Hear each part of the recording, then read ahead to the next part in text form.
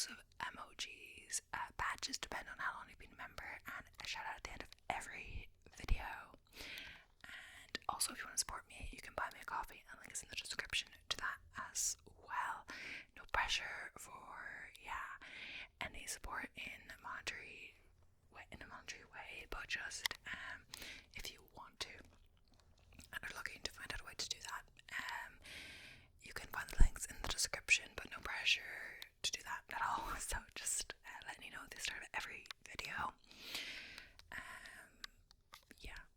Pretty much. I'm a little bit tired today, even though I slept, I think, nearly 10 hours. I went to bed not earlier than usual. I have a habit of going to bed a bit late, just like watching TV and stuff, but I went to bed like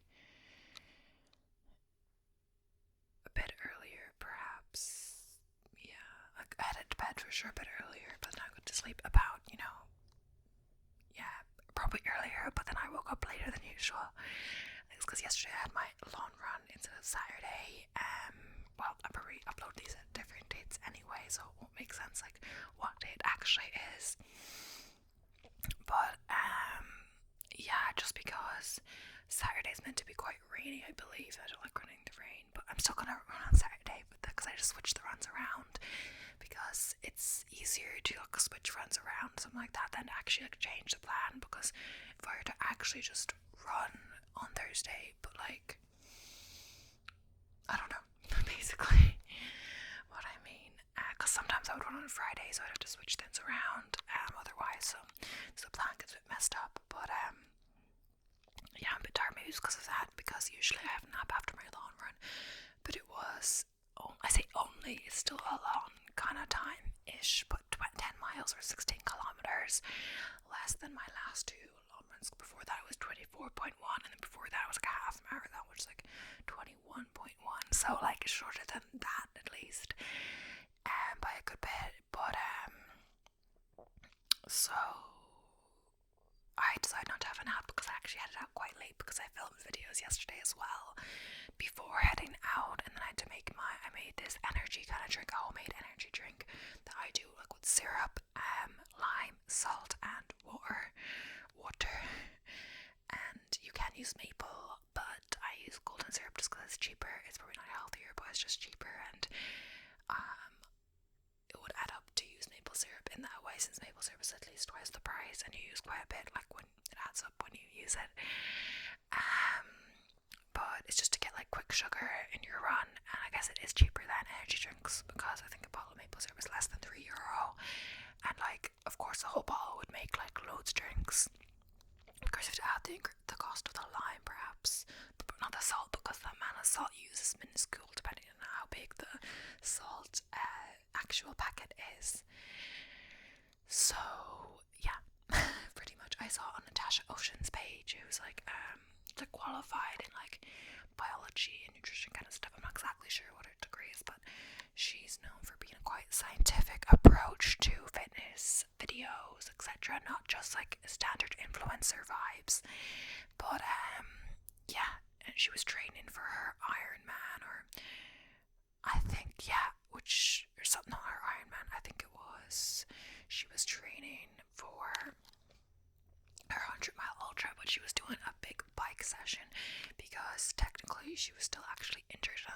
She ended up not doing the ultra in that time, but I think she has since done it. It's just she was too injured, so she was letting her foot rest. But like, because running has a lot of impact on your foot, you can still like cycle without like, it's fine, because I was also on a stationary bike, because you're not, there's not impact on your foot in cycling, in the same way or at all, or I don't know if it's really any.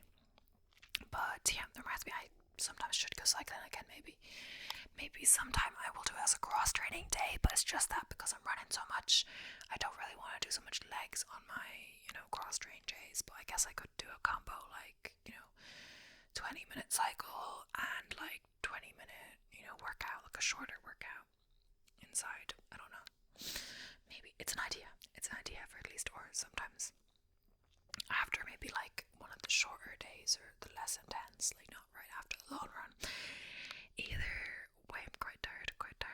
The whole point was that I didn't actually, because I was doing the videos and all of this, I didn't have my usual nap, so I still slept probably about this time I usually would, plus the length of my usual nap after running. So it's like my body just took it anyway once I went to sleep. So yeah, and I still feel like I'm so tired. My gosh, even though like I swear I was as tired last week, though maybe not. But either way, chill day today, then rest day today, and then just gonna film 2 videos and then have lunch and maybe edit a video and then maybe cook dinner.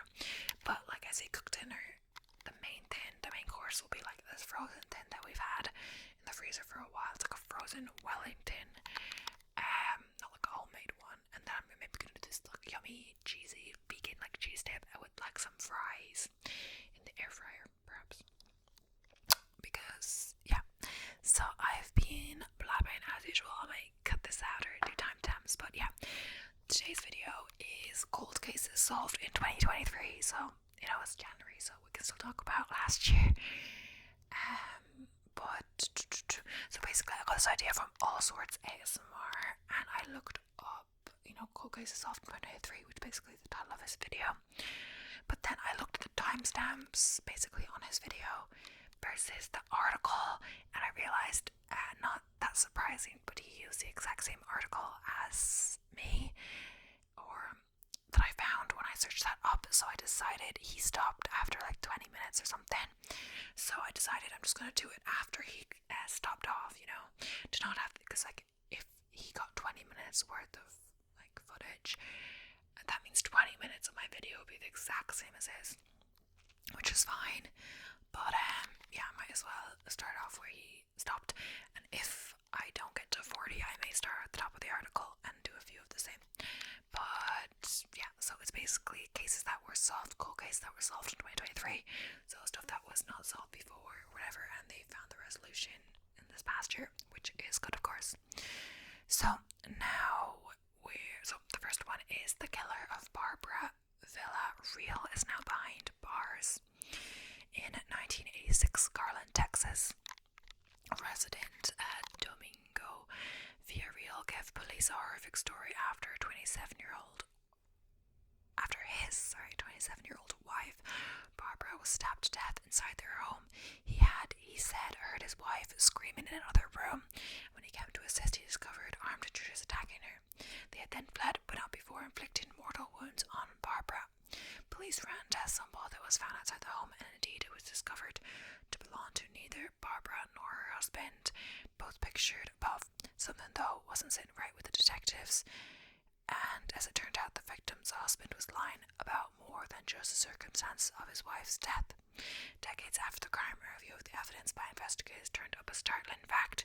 According to his fingerprints, Domingo Villarreal was an alias. His real name was Jesus Canales, and DNA typing of the original blood sample led investigators to focus on his brother, Lebaria Canales. While Jesus had passed away in Mexico in the 90s, Lebaria was alive and well, and at the ripe old age of 85. In July 2023, he confessed to Barbara Villarreal's murder when confronted with the evidence saying that he stabbed her over a family dispute of some kind. Said the victim's brother, Mark Dunderman, were happy that there's closure. Does not reverse any of the pain she suffered at the end of her life and the void that we've all have had for nearly 40 years. Liberio Canales was arrested and charged with murder for Villarreal's slaying.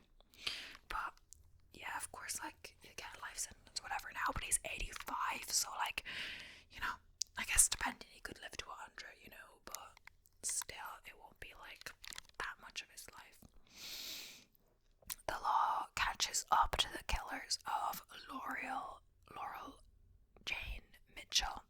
So I'm assuming all of these are actually solved in 2023, because the article says, but The 1975 death of Indiana teen Laurel Jean Mitchell, who had failed to show up for a meeting with friends after leaving a church camp, shocked the community of North Webster.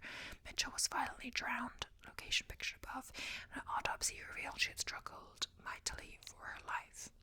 Mitchell's younger sister, Sarah Neasley, and I'm saying some of these names wrong, only 12 at the time of her murder, would tell the New York Times decades later. It was just a very small town, laid back. We felt safe. We came and went as we pleased in the summer, and parents didn't worry about us. Local police quickly became interested in two possible suspects, Fred Bandy Jr. and John Layman, both of whom lived within a short distance of the crime scene, one of whom drove a car similar to one that witnesses thought may have been involved in the crime. Unfortunately, there was simply not enough evidence at the time to arrest them, let alone convict them. That all changed in the intervening years. On multiple occasions within the last decade or so, the pair suggested to friends and acquaintances they may have been involved in the crime. And a new evaluation of DNA lifted from Mitchell's clothing finally provided investigators with what they needed in 2023. While those investigators declined to provide the exact techniques used, they were able to obtain arrest warrants for Bandy and Lehman, both 67 years old, and charged them with murder. Nicely, succinctly summed up the duo's arrest as being 47 years, she said, but right now it feels like yesterday. So yeah, it's interesting how, like, I don't know, like, why do criminals brag about crimes? Like, it seems like they have, either they want to be found, or, like, they seem to have faith in their friends or family that they, like, won't tell anyone. But as in lots of cases, the family and friends report that they've said something or whatever, so, you know, the family don't care about them, but, like, you know, they want to do what's right in the law, or the eyes of justice, or ethics, you know, because murder isn't okay, so I don't know why they brag.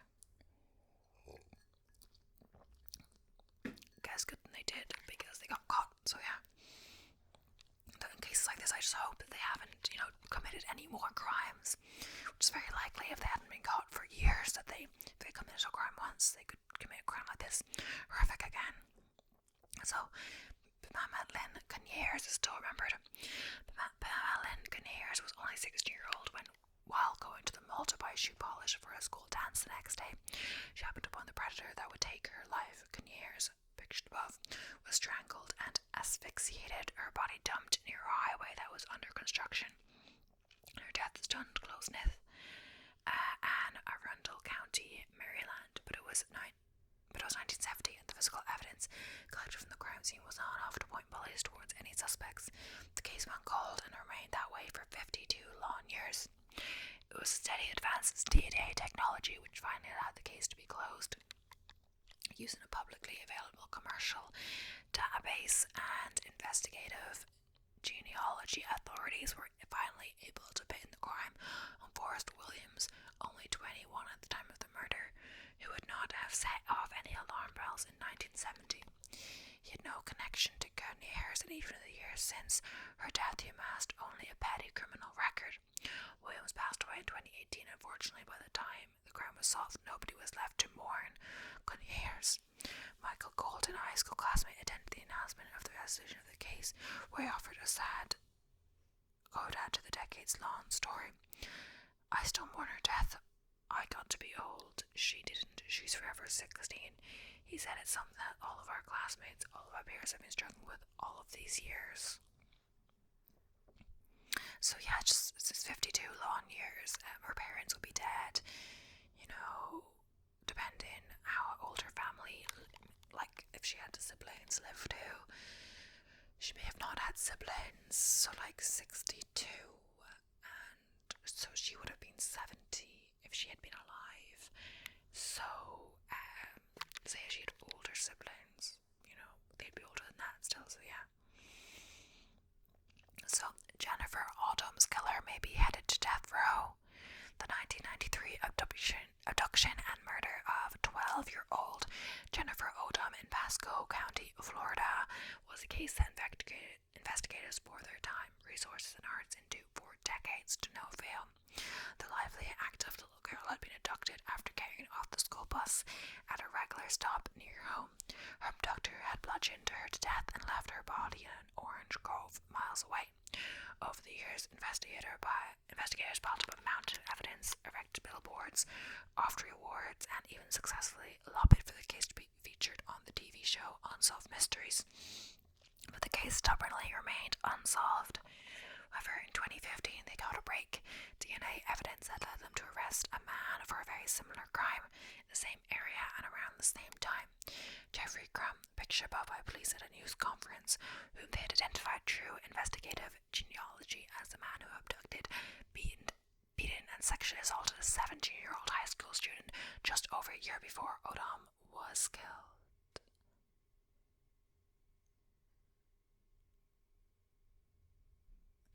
Similarities between the two cases immediately made Crumb the prime suspect in Odom's murder, and after using undisclosed methods to reevaluate biological evidence left at the crime, seeing Crumb already in prison for the earlier sexual assault was formally charged with Odom's killing.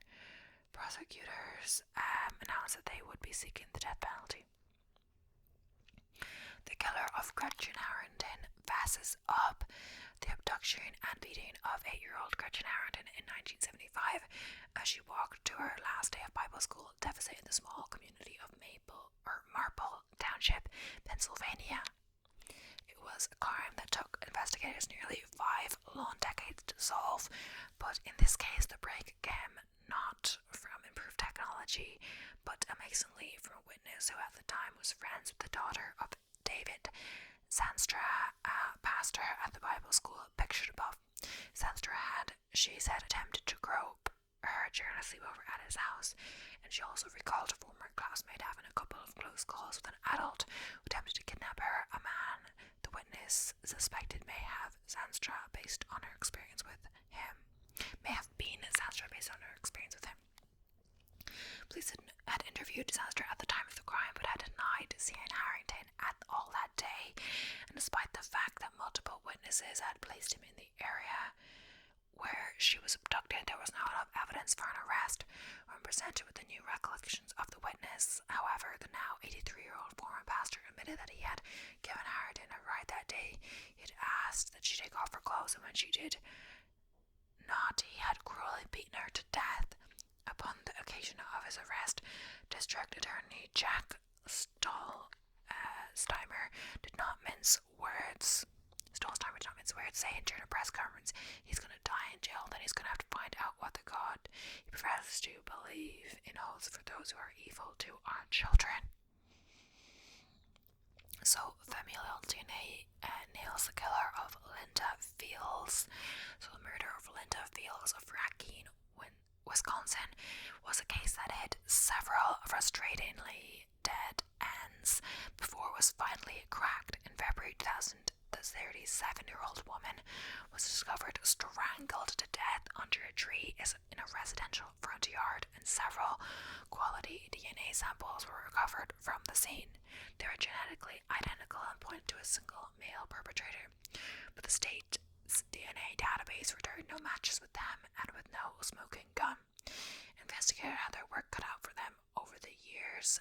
Lead investigator Steve Mick interviewed witnesses, gathered evidence, and eventually zeroed in on 5 possible suspects, none of whom were a match for the DNA profile in evidence.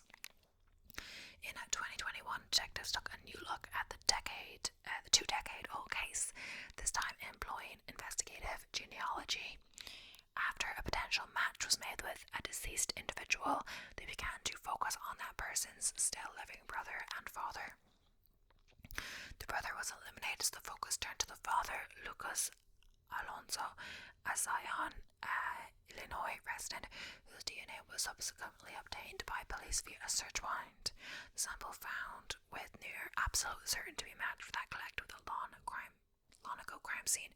And finally, after 23 years, the cops said their man Alonso was arrested at work and charged with the murder of Fields, an outcome that serves as a testament to the sheer dogged determination of the investigators on the case. So it says, Mary Davis's family can rest easy. One spring day in 1987, Mary Davis of Lexington, North Carolina, a married mother with 2 children, departed the Ace Hardware store where she worked, pictured above, and simply didn't return. Her Her husband Richard grew concerned that she didn't come home from work after he returned from his sister's house, and the very next day the worst was confirmed. David was found behind an area supermarket, strangled to death. DNA samples collected from the scene proved to be of no help to investigators at the time, but Davis's case remained open, and with the help of investigative genealogy, it can now be closed. The DNA evidence was re-examined using latest techniques in 2022, and it generated leads for investigators that eventually led to the identification of Lexington resident Russell Wood, who passed away in 2013 after reviewing the conclusions drawn by Detectives District Attorney Gary Frank provided her family with a letter stating that had he been living, Wood would have been charged with crimes including first-degree murder and sexual assault. Speaking with local CBS affiliate WFMY News, Davis's daughter Tracy, just an infant at the time of her death, expressed relief at the resolution of the case and offered a plaintive memorial for her mother. They tell me I look a lot like her and I act like her sometimes. She said I've always heard that she was kind and sweet, that she had a lot of patience and she just liked people. So, police closed the case of Christina Castiglione, Redford Township, Michigan resident. Christina Castiglione, I'm saying it wrong, sorry, was only 19 years old when she met her, and at the hands of a man who would go unidentified for 40 years. In March 1983, Castiglione left a group of friends to walk home after arguing with a boyfriend. She then vanished and remained missing for 8 long days before her body was discovered miles away. She'd been sexually assaulted and strangled. DNA recovered from the scene was carefully preserved and was entered into a database 2 decades later, but it returned no matches at that time. Thanks in part to a grant from a non-profit called Season of Justice, though, the latest technology was applied to the samples in early 2022, and this time they would help investigators close the case. A genealogy profile built from the samples led police to living relatives of Charles Shaw, an area man with a troubled past and criminal history who had passed away in 1983. Those relatives readily cooperated with the investigation, and with their help, detectives, including Edmund Moore, who had worked the original case in 1983, were able to definitively identify Shaw as the perpetrator of the crime. The cold case was the first to be solved by the Livingston County Sheriff's Office with the assistance of DNA genealogy technology, but it almost certainly won't be the last, according to the county's website. The cold case team is currently putting that grant to good use by employing the technique to tackle 4 additional unsolved homicides. So it seems like a lot of this is like, what is it, DNA genealogy, something like that. It seems that's been used in a lot of these cases. So Donna Sue Hyatt's killer is finally identified. The 1987 sexual assault and murder of Carlsbad, New Mexico resident Donna Sue Hyatt is a case which, if not for the diligent processing of the crime scene by the investigators who initially responded, might never have been solved. While the DNA collected from the scene sat in a warehouse awaiting the march of technology, police followed up on leads. Hyatt had last been seen at a store in Carlsbad with a tall Caucasian male companion, but interviews with the witnesses who offered up this information unfortunately yielded little else that was useful. The investigation soon hit a wall, but in 2023 it came roaring back to life. DNA testing with the latest technology had led cold case detectives to focus on Michael Wigley, whom they confirmed was living in Carlsbad at the time of the crime, and who had served prison time for sexual assault. Wigley died in a car crash in 1989 and was buried in Amarillo, Texas. Working with authorities there, Carlsbad police exhumed his body, which yielded DNA confirming that he was Hyatt's murderer. During a press conference, Carlsbad Mayor Dale Janway thanked the investigators on the case for their diligence and remarked, "We would also like to recognize officers and detectives from 1987 who responded to the residents that tragic night. Their diligent work and dedication to the crime scene integrity and collection of potential evidence proved to be the difference in making it possible for officers to bring resolution to this case." So, the killer of Todd Lampley was tripped up by his taste in TV shows. In the 2011 shooting death of Cape Cod, Massachusetts resident Todd Lampley remained a mystery for 12 years, until a pair of seemingly innocuous clues led detectives to their man. Lampley had been shot inside the bedroom of his home, and police had recovered a phone from the crime scene. Unfortunately, the phone yielded no physical or forensic evidence and was registered in the name of Marlowe Stanfield, a name which would only be known to fans of the classic HBO TV show The Wire.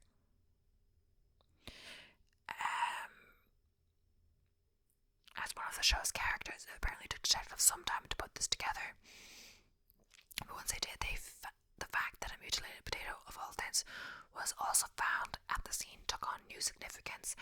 Investigators had never recovered any DNA from the scene, but in an episode of The Wire, a potato was used as a silencer, and once it dawned on investigators that it had likely been put to the same use in their cold case, the potato found at the scene was examined more closely, yielded DNA that matches Devarius Hampton, pictured above, who had previously accused Lampley of being involved in the shooting death of an acquaintance in 2007, a crime for which Lampley was never charged. An examination of records from an ankle monitor Hampton had been wearing at the time of Lampley's murder placed him at the crime scene, giving prosecutors a pretty ironclad case after 12 years. A long ago DNA sample nails the killer of Patricia Carnahan. So, in 1979, police in El Dorado County, California, were baffled by the case of an unidentified woman who had been beaten and strangled to death at a Lake Tahoe campground. It took over a quarter century for the victim to be named. Investigators on the case made public a piece of jewelry she had been wearing at the time of her death, which finally prompted her daughter to come forward to identify her in 2015 as Patricia Carnahan. The identity of her killer, though, remained a mystery until 2023, when a Washington state audit of its backlog of sexual assault collection kits bore unexpected fruit. The kit in question was from 1994 and contained the DNA of Harold Carpenter, who had been accused of but not charged with sexual assault in Washington that year. As part of the backlog clearing initiative, the DNA from that long ago kit was uploaded to CODIS, the FBI's DNA database, where it was matched with DNA taken from the 1979 crime scene. Carpenter was arrested in March in Spokane, and it was reported at the time that he was to be extradited to California to stand trial for murder. In a statement, Washington Attorney General Bob Ferguson made a public appeal for more states to follow Washington's lead, saying, "Cases like this illustrate the need to test every sexual assault kit and get their DNA profiles loaded into the federal database. Every untested kit could be a potential break in a cold case." So, Carol Reeves' neighbor couldn't escape the law. When 59-year-old New Jersey woman Carol Reeves failed to show up for a family trip in 2013, family members might have been a bit concerned. The last thing any of them suspected was that she might have been the victim of a violent crime. Speaking with CBS News Philadelphia, her daughter, Dawn Santani, said she was just so kind and gentle. It just seemed like such a weird fate for her. But sadly, after going missing for 4 days, Reeves' body was discovered in a patch of woods near a highway miles from her home. The decade that followed, investigators would keep the case at the front of their minds, confident that it would eventually be solved. And in May 2023, not 2 weeks after announcing the case was making headway, an arrest was finally made. While the initial analysis of DNA recovered from the crime scene had yielded inconclusive results, advances in the technology allowed police to zero in on 59-year-old Joseph Grisoff, who had lived near Reeves' apartment and had been interviewed early in the investigation. Grisoff claims during that interview that he had never been inside Reeves' apartment, but the new analysis of the crime scene DNA put the lie to that claim and gave detectives enough to charge him with murder. The Gloucester Township Police Department and the Camden County Prosecutor Office have never forgotten about Carol Reeves. Police Chief David Harkin said in a statement, "I'm very proud of the collaboration and teamwork of detectives who have worked countless hours which led to the arrest today." The mystery of Larry Fuller's death is finally solved. So, the 2009 murder of Durango, Colorado man Larry Fuller rocked that small mountain town being the type of crime its residents just aren't used to seeing. Well, on his way home from a New Year's Eve celebration at a local bar, Fuller was shot dead on the street right in front of the community church, and as the 49-year-old stepfather was not exactly the type to look for trouble, the crime appeared to be a random one, and police had a difficult time pinpointing any suspects. Fuller's companion, Paula Silva, told police at the time that he had not gotten into any altercations of any kind at the bar that night, and the initial round of witness interviews produced no good leads. In February 2023, the Colorado Bureau of Investigations took over the case, conducted new interviews with those present at the bar that night, and this time they hit pay dirt. Based on those interviews, they identified and obtained a confession from 38-year-old David Hendren, who told police that he'd mistaken Fuller for somebody else. Yaco Escalante, Fuller's stepdaughter, told the Durango Herald that as surreal and random as Fuller's murder had been, she was amazed that police were finally able to bring his murderer to justice. I never thought ever that they were going to figure it out, she said. It's like a dream come true. Patricia Joseph gets justice at long last. So, in 2005, the tiny Northern California town of Fort Jones was devastated by a brutal crime. 56-year-old Patricia Patty Joseph, a well-known fixture in their community, was discovered bound, beaten, and asphyxiated to death in the Klamath River several days after going missing. The crime stuck in the craw of local authorities. In 2010, they thought they had their man, Philip Fraze, a Mendocino County marijuana farm operator, for whom Joseph is thought to have once worked as a trimmer. Unfortunately, the veracity of the physical evidence gathered from the scene was not enough for a conviction, and kidnapping and murder charges against Fraze were ultimately dropped. That did not mean, however, that he was off the radar of law enforcement after a new cold case team employing modern technology was established by the Siskiyou County Sheriff's Office in 2021. Joseph's cold case quickly went back under the microscope, with Fraze as the focus. After a thorough review of the evidence, the cold case team determined that it was indeed compelling enough to once again charge Fraze, now 75-year-olds, for Joseph's murder. Sheriff Jeremiah Laveru, who spearheaded the formation of the cold case, said in a statement, "This arrest is a result of the determination of our investigators and reflects our faithful commitment to pursuing justice for victims of violent crimes and their families. Our cold case team will continue to focus on these cases with dedication." So, Cynthia Ruth Woods' killer finally stops running. The murder of Bradenton, Florida woman Cindy Ruth Wood in 1984 was not exactly a mystery.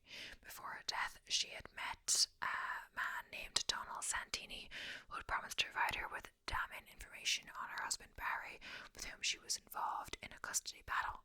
The mystery lay in what had become of Santini after the crime, as he had simply vanished, leaving behind exactly 0 clues as to his whereabouts. Despite being profiled on America's Most Wanted 3 separate times in the space of 23 years, the determination of investigators to bring him to justice, Sandy remained a ghost until 2023, when a single tip from a fugitive task force brought his 4-decade-long flight to an end. Santini was finally collared, living in the tiny town of Campo, California, where folks knew him as Wellman Simmons, a 65-year-old married family man and the president of the local water board. According to prosecutors, Santini had killed Wood while fleeing Texas authorities after a convenience store robbery, and he continued to elude investigators by using over a dozen different aliases over the years. During his arraignment, Judge Catherine Catlin ordered Santini held without bond while awaiting trial at the request of Wood's family. You have the definition of a flight risk, she told Santini. There's nothing I can do to preserve the safety of this community if I was to give you bond. Yeah. The killer of Joyce Casper finally has a face.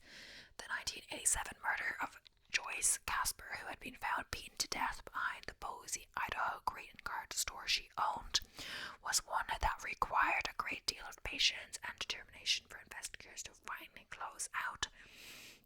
weeks before her murder, Casper had reported being assaulted in her store by a young man with slicked back hair, which was about the only viable lead police had to go on. Involvement, though, had produced nothing. DNA taken from the crime scene was doggedly and diligently run through the national DNA database again and again for decades in hope of a match, which it never produced. Finally, in 2019, a new detective assigned to the case decided to take a look at the DNA evidence through the lens of genealogy, which enables him to narrow down the suspect to a single family. Members of that family provided swabs to investigators, which allowed them at long last to identify their murderer. Frank Rodriguez, a local man who passed away in 2007, in a press release, police captain Matt Jones acknowledged the bittersweet nature of the case's resolution. While nothing can bring back their lost loved one, we are proud that after 36 years and countless hours of investigation, we are able to bring some form of closure to the Casper family, he said. We are proud and grateful to finally be able to give them some answers. So, police never gave up on nailing the murder of Nusinedia Ramos, probably saying that wrong as well. For investigators, the road to justice for 34-year-old Nusinedia Ramos was strangled to death in her Yonkers, New York apartment in 1997 was a frustratingly long one. As agonizing as it must be when the identity of a murderer stubbornly refused to reveal itself, one can imagine that it must be even more difficult for the cops when they know they have their man, but there simply isn't enough evidence to make an arrest. And so it wasn't the death of Ramos, whom police always suspected was murdered by her estranged husband and father of her two small children, Rafael Ramos. Ramos, a former Sin correctional officer, told investigators they had found the door locked with music blaring from inside the apartment when he arrived to show off the children one night. His wife had failed to answer the door. Finding the situation to be the same, the next morning relatives allowed police to enter, and they found Nada Ramos deceased amidst signs of a violent struggle. Well, investigators report they had a strong suspect in the early 2000s. They privately told family members at the time that they were leery of making an absent a confession. That apparently is no longer the case.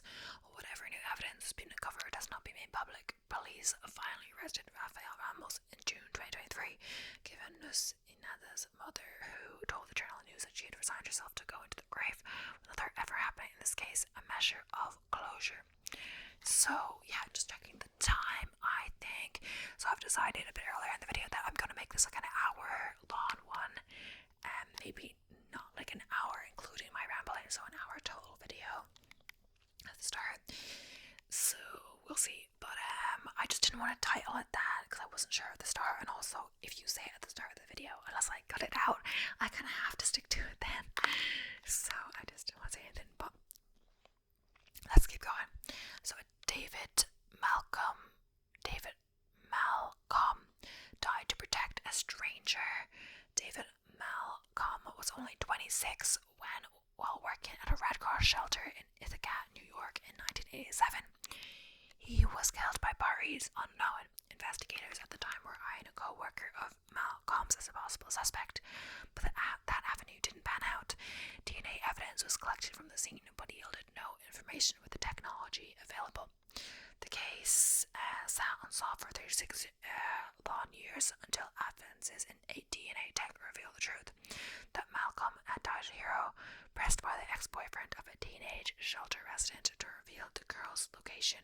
Malcolm had refused to do so, and for that he had lost his life at the man's hands. The identity of Malcolm's killer was not made public, but police did disclose that he passed away in 2019. The resolution of the case was announced by an Ithaca Police Department press release that noted Malcolm's bravery and dedication to those under his care. Mr. Malcolm's heroic actions for not disclosing the whereabouts of the young teen sadly cost him his life. It read also stated that Police Chief Vincent Montesi Cielo had spoken with the family of the victim to offer an apology for taking so long to bring their son to justice. It was tough to see what they could have done differently. Many of the tools, training, and resources used today to solve homicides were not available. Detectives all those years ago had noted, but as with all cold cases, investigators never stopped seeking justice for Malcolm. So yeah, it seems like a lot of these cases that the cold cases are solved with the advancement of technology, which is of course great.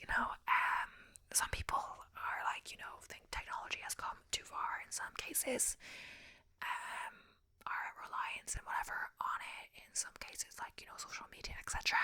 But the advancement of new tech in relation to stuff like solving cases, crime and forensic areas is brilliant. So it helps solve cases like this and cold cases, but also in the future it will help prevent cases from becoming cold cases so quickly because they'll have this technology available to use straight away. So yeah, the death of Chrisane Baxter is finally closed. The death of 16-year-old Chrisane Baxter, who was strangled and dumped in a pine grove near Spokane with Worth University in 1978, was another that was simply waiting patiently for the signs of DNA genealogy to catch up to the available evidence.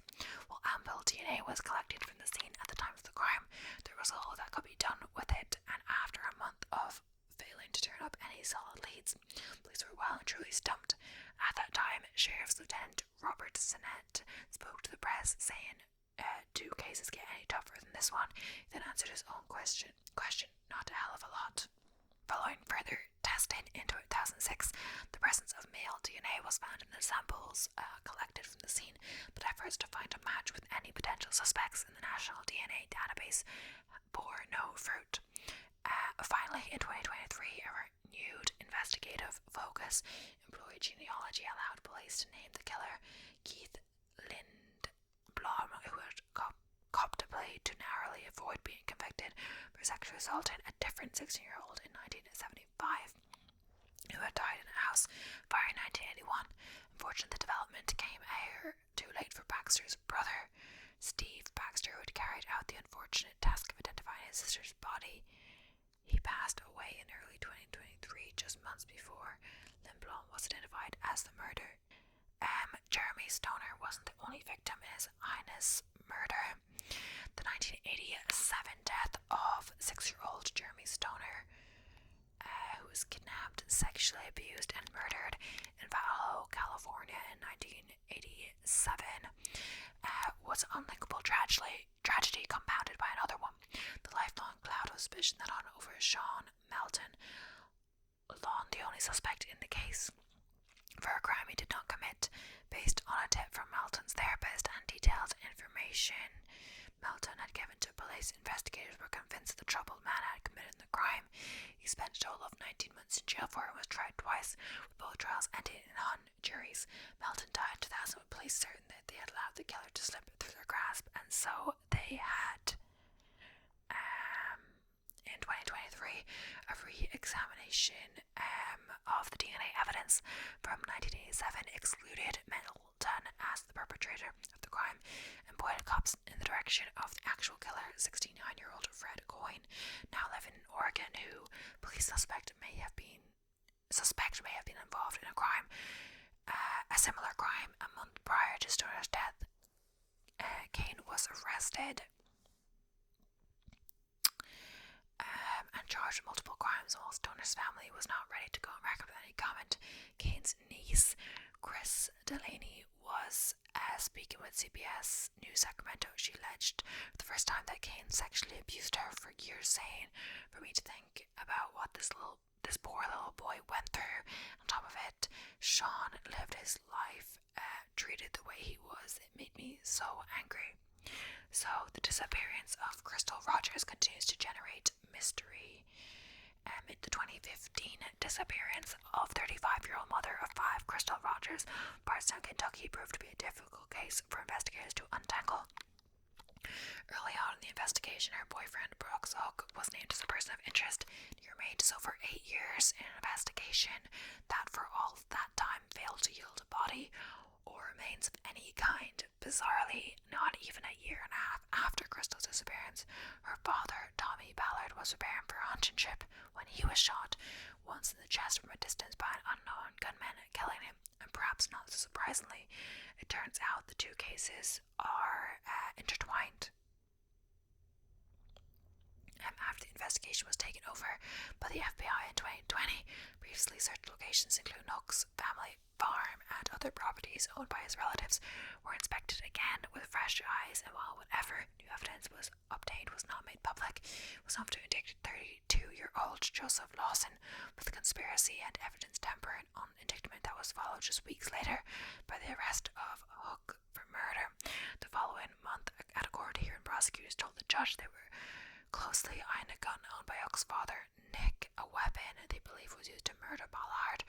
The court proceedings are still ongoing as of this writing. I'm not actually sure when this was written, but sometime in 2023, perhaps the end of 2023. The killer of Kathy Schwartz finally gets collared. 19-year-old Kathy Schwartz of Three Rivers, Michigan, was the victim of a brutal attack in December 1988, one that took her life, but she did not go without a fight. Just gonna take a quick sip of water because, it's an hour one, so it's longer than usual.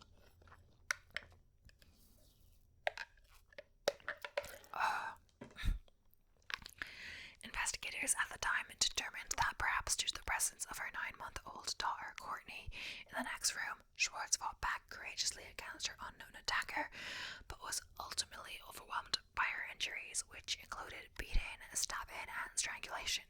Police amassed mountains of evidence, including DNA, footprints, and even fingerprints, and interviewed hundreds of potential witnesses, but the case would not be cracked, and even after the DNA evidence was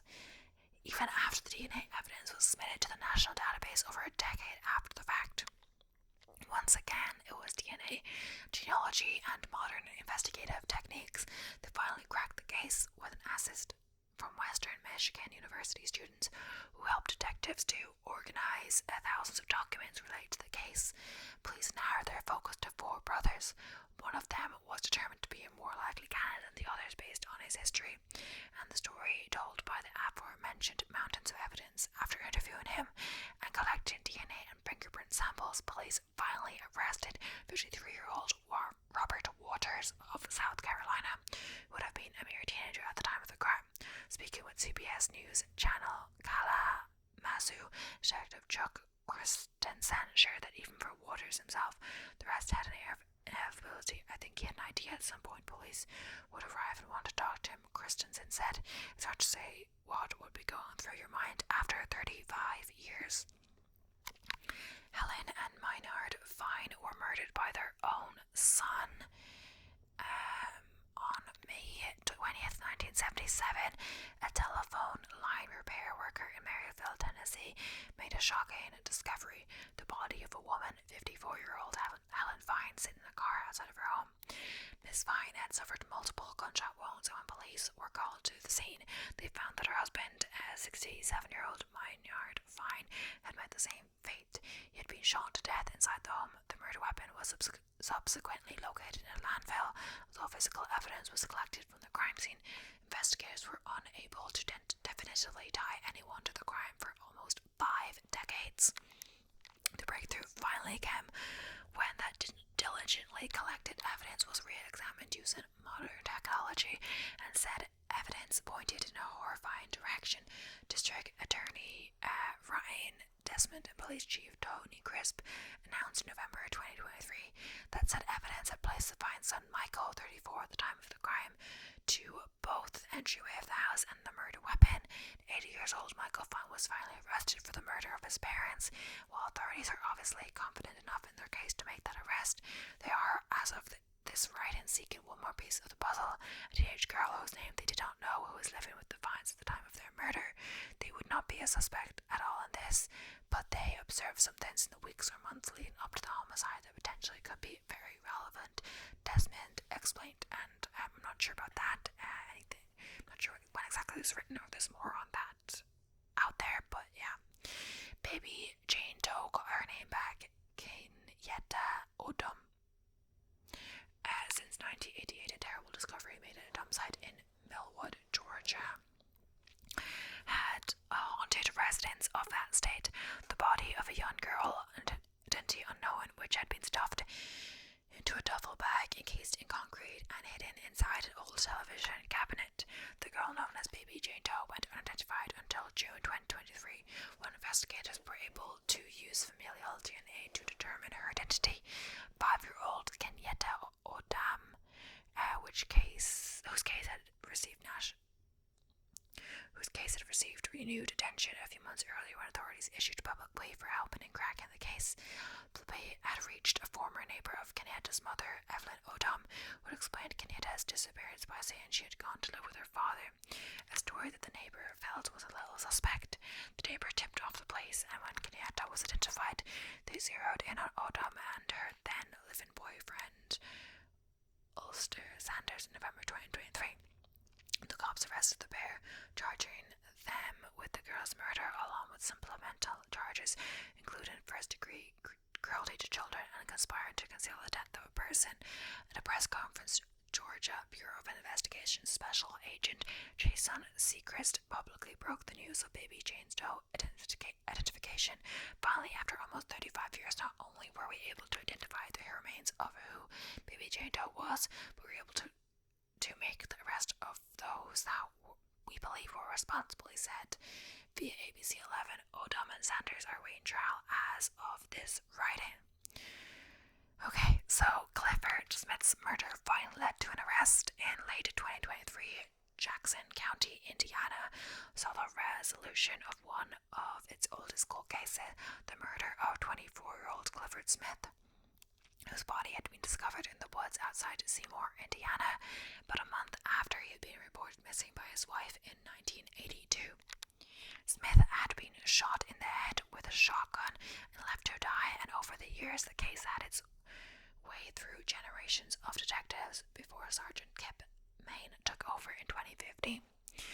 In the course of his investigation, Main was able to determine that Smith had last been seen in the company of Ronald Anderson, an acquaintance whom he and several others had been handing out into the wee hours of the night on October 30th, 1982. Anderson and Smith had left together, with Anderson returning briefly to retrieve, wait for it, a shotgun. That was the last time Smith had been seen alive. The following morning, Anderson returned to the house in order to, as investigators put it, hide potential evidence. In light of these findings, 61-year-old Anderson was arrested at his home in Seymour and charged with Smith's murder in November 2023. So this article must be written quite late into the 2023s. Estella Mina's murderer had already died. Sunnyvale, California police were for decades stumped by the brutal murder of Estella Mina, who was stabbed to death outside the business where she worked as a security guard all the way back in 1979. But it was at a previous job at the amusement park Great America that she met the man that police now know to have murdered her, Samuel Silva, whom police nearly overlooked when they developed a lead to a different suspect in 2022. DNA evidence collected from the crime scene failed to confirm that individual's involvement, though, and police soon zeroed in on Silva, who had lived in the area and a history of violent crime, including sexual assault. Investigators were able to put together a viable DNA profile on Silva, and this time it was a match. Although he died in prison while serving a sentence on federal gun charges in 2008, authorities were at least able to close a case that had been a thorn in their side for over 40 years. We don't forget the victims, and we don't forget the families and friends of those victims who still want justice, District Attorney Robert Baker told the press via 6 News WOWT. No matter how many years it's been, we want to get justice for those people. The family of Ricky Ridens is thankful for the truth. In 1981, police in Callaway County, Missouri, discovered the body of 27-year-old Ricky Ridens in a truck. He had been shot to death, and the cops may not have been terribly surprised. At the time, Ridens was known to be involved in a lucrative crime ring, trafficking in drugs and stolen cars, which was active in the St. Louis area. But with no witnesses and no viable evidence, they were unable to pin the crime on anybody.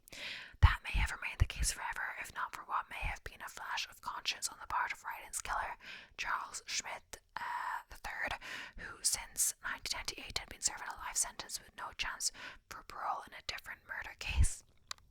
In 2017, police received information that Schmidt had admitted to killing write-ins in a recorded phone call from prison.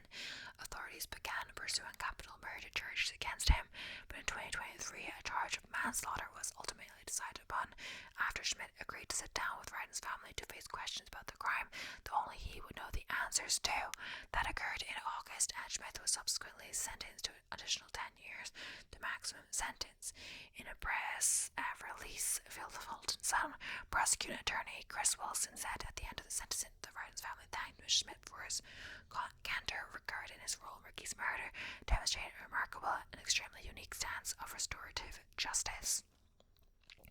Solving the murder of Karen Gordon Alexander was personal. In April 1981, in Texarkana, Arkansas, police were called to a horrifying crime scene by Weldon Alexander, a married father of two. Inside his house, his young boy Gordon lay dead. In a bedroom, his teenage daughter Karen was found on a bed, grievously injured but still alive. Alexander told the cops that he had arrived home from an overnight shift at a tire factory to find his front door open, and that it must have been intruders who had done the terrible crime. Karen was taken to hospital but died of her injuries. While they weren't able to pin the crime on anyone using available evidence, they were convinced the case was closed when infamous serial killer Henry Lee Lucas confessed to killing the excellent Alexander children while in jail. Like many of Lucas's confessions, though this turned out to be false, thanks to the dogged determination of now retired police captain Calvin Seward, who basically made it his personal mission to resolve the case and improve DNA technology. Investigators are finally able to pin the crime on Weldon Alexander, who died in 2014. He had slain the children while his wife was in the hospital after attempting to sexually assault Karen. I kept a picture of the kids right above my desk, and I would look at them, and I would go right to the photos and look at those kids. Seward told the press in announcing the case closing via KSL News 12. It would break your hearts. I got kids the same age. My daughter was a classmate of Karen. Oh my gosh. So, Krista Martin's case was solved by genetic genealogy. The case of 20-year-old Krista Martin, who was discovered dead in a home in Wichita, Kansas in 1989, stands as a sterile example of how shared diligence can lead to the resolution of a murder. A case that for years has stubbornly refused to yield any results. DNA evidence was carefully collected from the scene, which bore no fruit. This evidence was reviewed by the FBI in the early 90s to no avail. The evidence was not sent back to attempt to find a match in the national database until 2009, by which time the murderer, a man named Paul Hart, had been, unbeknownst to investigators, dead for 10 years. Even though Hart could no longer commit any crimes that might result in his DNA being added to the database, investigators kept doggedly reviewing the evidence, and in 2021 and 2022 they worked with private genealogists to attempt to put together a profile of the suspect. Turned into familial DNA finally produced results, and Hart was identified as the only viable suspect in April 2023. Hart lived in the same neighborhood as Martin, although police were unable to determine whether they actually knew each other. Martin was known to befriend people she met while out at local watering holes, though it is theorized that she simply put her trust in the wrong man. Detective Adam van der Molen summed up the investigation succinctly while talking with the press via CNN, saying this was a long road. So yeah, I believe, yes, that is the end of today's video. There's still more, and I didn't have to even use the same cases as in the other video. So it's interesting. So many cases, so sad, but of course glad that they're resolved, even if some of the killers are dead, etc. And some of the family of the victims are dead, etc. But still, yeah, it's great how far technology has come in relation to solving these cases. So yeah, thank you so much for watching. I hope you enjoyed. Let me know if you like this kind of content. My voice is quite sore. I'm talking for a while. I'm still going to film another one, but I'm going to take a little break. But yeah, thank you so much for watching. I hope you enjoyed, and I'll be seeing you in the next one. So if you haven't subscribed, please make sure to do so. So bye for now.